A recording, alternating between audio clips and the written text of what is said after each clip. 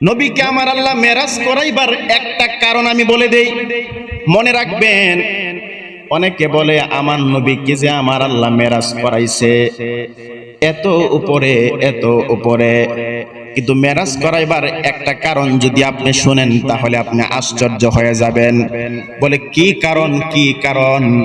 অনেক মানুষ বলে নবীকে যে আল্লাহ মেরাজ করাইছে, জান্নাত দেখাইছে, জাহান্নাম দেখাইছে।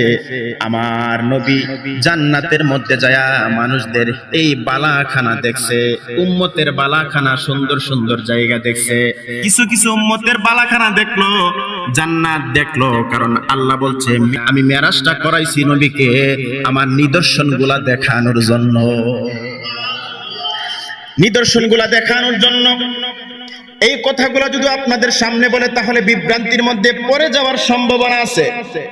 এই জন্য আমি ফেসটা একটু ভাঙা দিতেছি, যাতে আপনাদের কোনো মনের মধ্যে কোনো ধরনের কোনো ভুল ধারণা না আসে।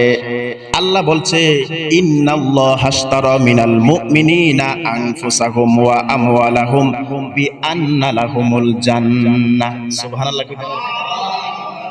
ইন্নাল্লাহা আশতারা মিনাল মুমিনিনা আনফুসাহুম ওয়া আমওয়ালাহুম, আমি আল্লাহ মুমিনের জান এবং মাল কিনলাম।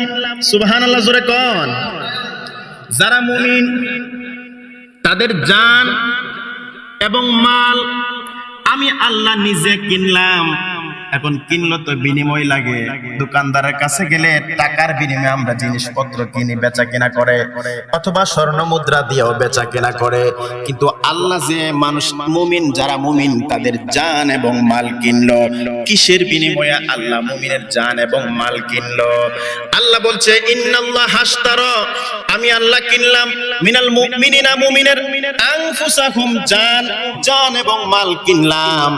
রাইসুল মুফাসসিরিন এই আয়াতের তাফসীর করছে, কিন্তু এই আয়াতের শেষের অংশে আমার আল্লাহ বলেন বিআন্না লাহুমুল জান্নাহ, আমি আল্লাহ মুমিনের জান এবং মাল জান্নাতের বিনিময়ে কিনলাম। রাইসুল মুফাসসিরিন হযরতে আব্দুল্লাহ ইবনে আব্বাস রাদিয়াল্লাহু তাআলা আনহু বলেন, আল্লাহ যে মুমিনের জান এবং মাল কিনছে, জান্নাতের বিনিময়ে কিনছে, এই জান্নাতটা যে কেমন সুন্দর, এই জান্নাতটা দেখানোর জন্য আমার নবীকে আমার আল্লাহ মেরাজ করাইছে। সুবহানাল্লাহ। তাহলে জান্নাতটা কেমন সুন্দর এটা দেখানোর জন্য আল্লাহ নবীকে মেরাজ করাইছে।